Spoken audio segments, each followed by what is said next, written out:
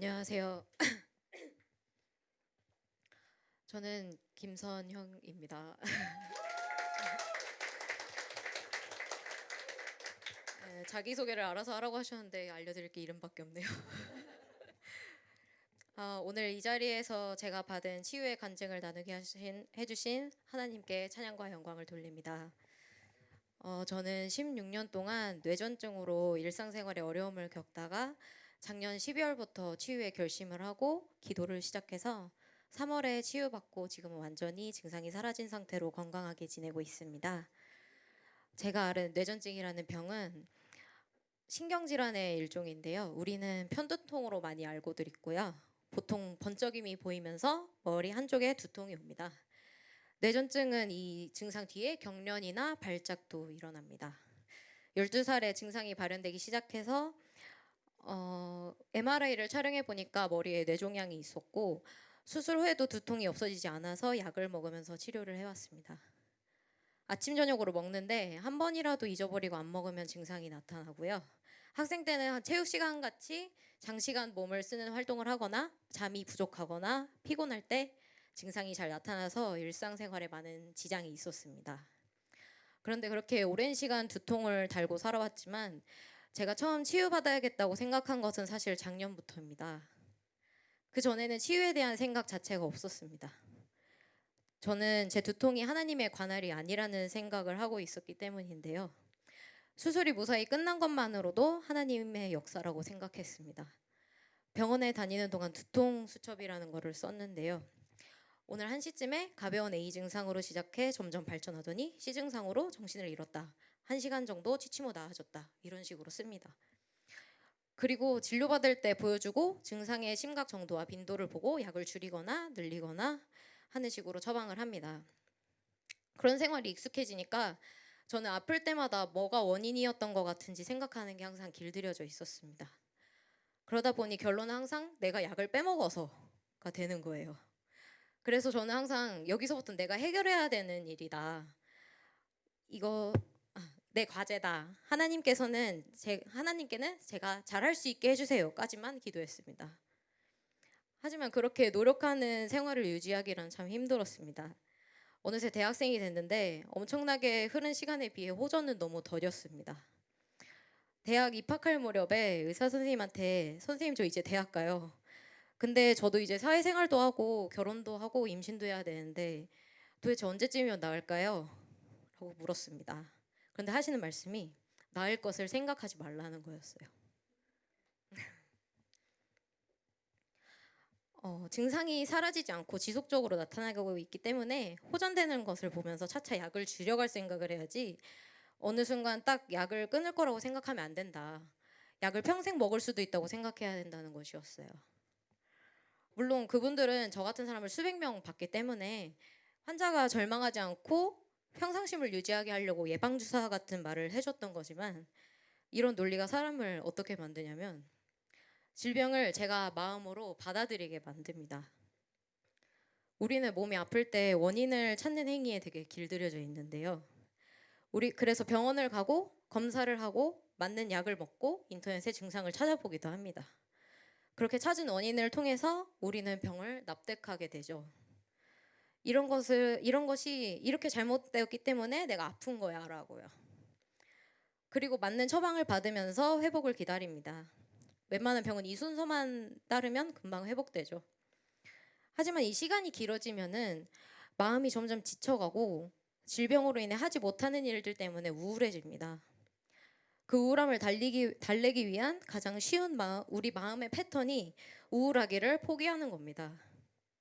더 이상 힘들게 고민하고 싶지 않고 신경 쓰기 싫으니까 그냥 이대로 계속하면 괜찮아지겠지 생각하면서 일상을 보내는 겁니다.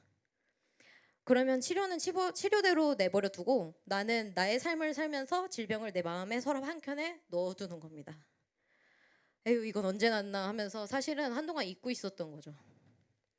내가 이걸 붙잡고 끈질기게 들볶이는데 삶은 너무 바쁘고 질병은 마음만 힘들게 해서 생활에 영향을 주니까요.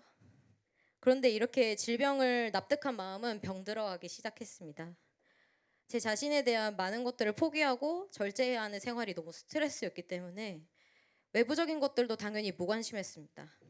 그리고 그런 무관심이 거슬러 올라가서 치유마저 포기하게 만들었습니다. 하루 이틀 아픈 것도 아닌데 오늘이라도 잘 살고 보자 하는 마음이 치유에 대한 기대를 덮어버린 거예요. 그러다 남편을 만나게 됐는데 결혼을 하자 하더라고요. 다 얘기했어요. 저 아기도 못 낳을 거라고 했습니다. 그런데 괜찮다고 자기는 아기 안 가져도 된대요. 뭐 그렇다니까 어차피 부모님한테 가서 맡길 수도 있으니까 그냥 놔둬보자 했습니다. 근데 어머님이 그대들 교회 나와서 신앙생활 열심히 하고 기도하면 나을 거니까 괜찮다고 하셨어요. 그 얘기를 들으니까 저는 아니 그렇게 해서 나을 거면 진작에 낫지.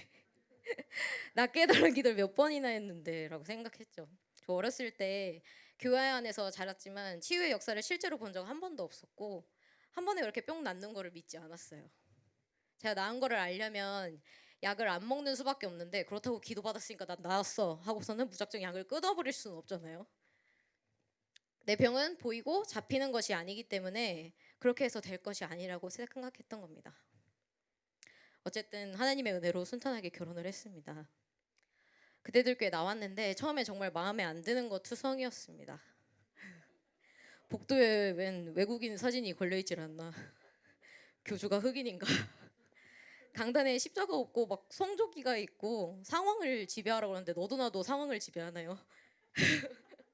남편한테도 막 이것저것 따졌는데 새가족반을 시작하면서 조금씩 하나님의 성품에 대해서 깨닫게 되는 과정들이 있었습니다. 하나님이 내가 아프기를 원하지 않으시고 복에 복을 더하여 주시는 분이라는 것은 이미 알고 있는데 모든 병을 다스리시는 하나님을 내가 아는데 그런 분께 내가 치유를 구하지 않고 있는 모순을 발견했고 질병이 제 생각까지 잠식해서 교회를 다니면서도 죽음의 삶을 살았다는 것을 깨달았습니다. 한동안은 주말 부부로 지내가지고 뒤늦게 셀을 시작했는데요. 셀에서도 특이한 질문을 잘하는 셀원이었습니다. 성찬 씨 기도할 때 왜 오래 살 것이라고 하나요? 꼭 오래 살아야 되나요? 상황을 지배하는 거 다 정신승리 아닌가요? 셀 모임 이거 목적이 뭐예요? 매주 그냥 이렇게 모여서 근황 토크하는 거예요? 덕분에 저를 이해시키느라고 셀 모임을 한 3-4시간씩 했습니다. 그런데 어느 날 셀리드 언니가 제가 믿음을 발휘해야 될 때라고 하시는 거예요. 아마 조금 성장을 했었나 봐요. 그래서 저는 그냥 맨날 꾸역꾸역 하는 레마라서 무슨 말 했는지도 모르겠는데 갑자기 네가 믿음을 발휘해야 될 때야 이러니까 뭔가 마음이 무거웠습니다. 그래도 뭐 저는 당연히 인생에 거대한 과제가 있잖아요. 그래서 치유를 위해 기도하겠다고 나름 배운 대로 선포하고 방언기도 하고 뭘 어떻게 해야 될지는 고민인 시간들이었어요. 그러던 중에 개척 모임을 가게 됐습니다. 저는 처음에 청년 그룹으로 갔는데요. 그날 모임 끝날 때쯤에 저희 아람언니가 허리가 좋지 않아서 다 같이 치유 기도하는 시간이 있었어요. 저는 그냥 빨리 낫길 기도하는 정도로 생각하고 참여했는데 목사님이 치유 기도는 아주 간단하기 때문에 하는 걸 보면서 금방 따라서 혼자서도 할 수 있다고 하셨어요. 그 말씀에 호기심이 생겨서 유심히 보는데 목사님이 안수하시고 몇 번 선포하시니까 언니가 안 아프다고 그러는 거예요. 저는 그때 치유 처음 본 거였거든요. 그렇게 눈앞에서 보니까 아 그래 이렇게 기도하면 되는구나 하고 그럼 나는 내가 고쳐야겠다. 내 병원은 설명하기도 힘들고 나만 알고 있으니까 이렇게 다짐하고 그날부터 기도를 시작했습니다. 또 감사한 것이 제자로 교회 오고 난 후에 양육에 큰 은사가 있으신 유리 집사님 셀이 되어서 제 기도와 선포가 더 풍성하고 확고해질 수 있었어요. 그렇게 기도 생활하던 중에 목사님께서 갑자기 제 두통에 대해 기도를 해주시겠다고 하셨습니다. 마침 그때 목사님께 기도를 받으면 딱 해결되지 않을까 생각하던 시기여서 인도하심이 딱 느껴졌습니다. 기도받고 나니까 뭔가 시원하게 내려가는 느낌이 드는 것 같긴 한데 잘 모르겠더라고요. 아까 말했듯이 약을 안 먹어야 알 수 있으니까요. 그날은 기분도 좋고 감사한 마음으로 그냥 집에 갔는데 다음날 다시 기도하다가 응답을 받았습니다. 평소처럼 주님 제 질병을 치유해 주세요 했는데 곤란한 목소리의 응답이 왔습니다. 고칠 데가 없는데 하면서요. 처음에는 이게 응답이 맞나 싶었어요. 평소 같으면 막 마음에 쫙 감동이 오면서 막 감사와 기쁨이 넘치고 눈물이 막 나고 이러는데 서로 엥? 하는 분위기가 느껴지는 거예요. 그래서 잠시 생각을 하는데 제가 치유에 대해서 셀에서나 간증에서 들었던 내용이 생각이 났어요. 질병이 치유된 것을 알게 되는 순간이 있을 거라고. 이젠 그게 바로 지금이 아닐까 생각이 들더라고요. 그래서 그러면서 예전과는 좀 마음가짐이 달라졌어요. 이제는 약 안 먹어보고 안 나았으면 한번 아프면 되지라고 생각을 하는 거예요. 안 그러면 확인할 수가 없으니까. 그리고 나는 보이지 않고 잡히지 않는 병이지만 그러니까 더 쉽게 나을 수 있어라고 생각이 바뀌는 겁니다. 그래서 남편이랑 상의하고 나 오늘부터 저녁약을 안 먹겠다 얘기를 했어요. 저도 좀 불안하니까 얘기를 했는데 남편이 제 믿음대로 하라고 하더라고요. 그러니까 또 그래 예수님은 병자를 치유하실 때 병아 나아라 하지 않으셨지. 내 믿음대로 되리라고 하셨지 하고 마음을 굳히게 됐습니다. 다음 날부터 긴장의 시간이 시작됐습니다. 집에 있으면서 시간마다 남편에게 보고를 했어요. 몇 시 몇 분, 머리 상태 맑음, 안정적임, 몇 시 몇 분, 오른쪽 관자놀이가 약간 당겼음. 이런 식으로 남편도 얘기는 안 했는데 걱정이 되니까 자기 셀에다가 기도를 요청을 했더라고요. 갑자기 유리 집사님한테 전화가 와서 약을 안 먹는다고? 이렇게 하시는데 저는 깜짝 놀라서 어떻게 하셨어요? 그랬죠. 모두 공유가 되고 중보하신다고 하셔서 정말 감사했습니다. 밤이 깊으니까 증상이 나타났어요. 바로 기도를 했죠. 점점 심해져서 남편도 깨워서 같이 기도를 했습니다. 한참 기도하니까 증상이 사라지고 머리가 맑아졌어요. 그렇게 새벽 동안 한두 번 정도 증상이 왔다가 사라지는데 그래도 생각보다 좌절감이 안 들더라고요. 저한테는 잠을 자거나 약을 먹지 않았는데도 더 발전되지 않았다는 것만으로도 굉장히 이례적인 일이었거든요. 그래서 셀에서 나누면서 집사님이 이제는 믿음의 싸움이 시작된 거다라고 지도해 주셔서 그래 나는 이미 치유됐는데 내가 아직 그걸 완전히 믿지 못하고 있다고 생각하면서 방언 기도에 더 집중했습니다. 한 2주 정도 경과를 지켜보니까 점점 두통이 사라졌고 마음도 많이 안정이 됐어요. 의사 선생님께도 약을 끊었다고 솔직하게 말씀드렸는데 의외로 쉽게 그러냐고 하시고 약을 확 줄여주더라고요. 남편은 약간 드라마틱한 결과를 기대했던 것 같은데 약을 아예 끊는 거? 뭐 이런 거. 근데 저는 이것만 해도 굉장히 감개무량했어요. 그 기존의 용량 약만 5년 이상 먹어온 거였거든요. 근데 한번 아예 안 아팠던 것도 아닌데 말 한마디로 아주 작은 알약 한두 개로 한 번에 줄여준 거예요. 원래 한 번만 아파도 그대로거든요.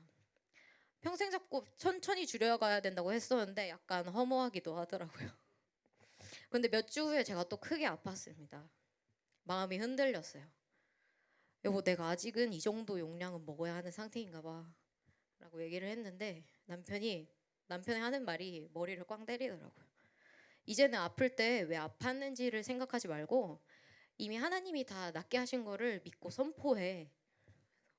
그렇게 얘기하는데 순간 제가 그동안 열심히 적어왔던 두통 일기들이 쭉 생각이 나는 거예요. 그걸 쓰면서 분석하던 습관이 제가 치유되는 순간을 미묘하게 비껴나가게 하고 있었던 거예요. 그때부터 더 마음이 자리를 잡았습니다. 그래 나는 이제 의심하지 않아. 하나님이 내게 분명히 다 나았다고 말씀하셨고 마귀가 나를 시험하는 순간들이 있었지만 모두 쫓아냈어. 나는 흔들리지 않을 거야. 나는 이제 걱정 없이 뛰어놀아도 되고 출산도 할 수 있게 돼. 나는 놓치지 않을 거야. 주님, 이제 제 배에는 생명이 태어나는 생수의 강이 흐를 것입니다. 그리고 제 아이는 제 치유의 증거가 될 것입니다. 그리고 2주가 지나고 꿈을 꿨습니다. 제가 두통 증상을 겪고 있었어요. 막 이렇게 움츠려 있다가 증상 때문에 치유받았음이 이렇게 떠올라서 고개를 획 돌린 다음에 방언 기도를 막 했습니다. 근데 무슨 까만 형상이 있는데 방언으로 선포하니까 사라지고 꿈에서 깼는데 그때부터 이제 내가 꿈에서도 선포할 수 있을 정도로 마음에 확신이 가득 찼구나 느꼈습니다. 그래서 이제 믿음의 싸움을 극복한 것을 실감을 했고요. 그리고 그날 저녁에 주님께서 저에게 치유의 증거를 주셨습니다. 날짜를 보니까 제가 약을 끊은 그 시기에 아이가 생긴 거였어요. 지금 11주째 건강히 잘 자라고 있습니다.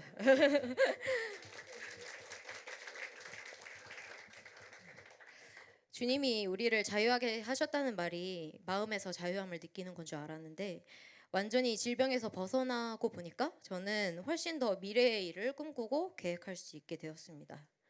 그런 제 모습을 보고 이것이 하나님께서 내게 주시고자 하는 진정한 자유의 삶이었구나라는 것을 깨달았습니다. 치유와 함께 제 삶의 범위는 확장되었고 인생의 거대한 과제로만 보였던 것이 사라지니까 제 마음은 너무나도 온유한 상태가 되었습니다. 질병은 우리가 인식하는 것보다 훨씬 더 광범위하게 우리 삶에 영향을 미치는 사탄의 도구입니다. 우리는 질병을 대면할 때 질병과 친구가 되려 하지 말아야 되고 치유를 원하시는 하나님의 성품을 늘 인식하고 질병의 원인 위에 계신 하나님을 기억하고 그분의 능력을 신뢰해야 됩니다. 우리가 질병을 치유하지 못하는 것은 질병이 강하기 때문이 아닙니다. 우리가 세상 과학으로 자연스럽게 질병을 인정하기 때문이고 주님이 내가 아프길 원하지 않으신다는 걸 알면서도 그 일을 실제로 행하실 것을 마음 깊은 곳에서는 믿지 못하기 때문입니다. 겨우 5달 만에 제 병이 치유됐지만 제가 주님의 능력을 믿지 못해서 병을 앓았던 기간은 16년이었습니다. 성경에 나오는 기적을 믿는다고 고백하면서도 내 병의 치유를 미루는 나의 모순된 모습을 직시하십시오. 그것을 인정하고 주님께 맡기면 그 이후의 일은 주님이 이끄실 것입니다. 함께 기도해 주신 우리 제자로 식구들과 우리 홀리 스피릿셀 그리고 꼭 맞는 때에 먼저 기도해 주신 목사님과 사모님 그리고 제 신앙의 선배이자 든든한 기둥이 되어준 저희 남편 모두 정말 감사하고 사랑합니다. 감사합니다.